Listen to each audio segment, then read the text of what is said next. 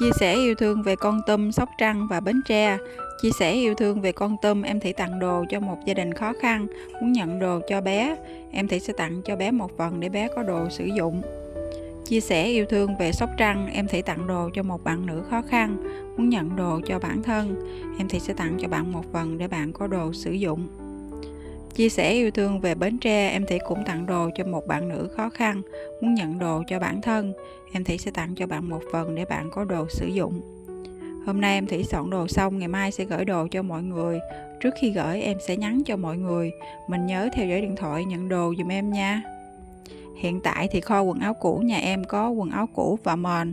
Mọi người có nhu cầu cho nhận quần áo cũ và mền thì kết bạn nhắn dép Lào cho em nha. Dưới ảnh đại diện của em có phần tiểu sử, có số của em nha mọi người. Cùng em Thị nhận bao nhiêu, cho hết bấy nhiêu nhé.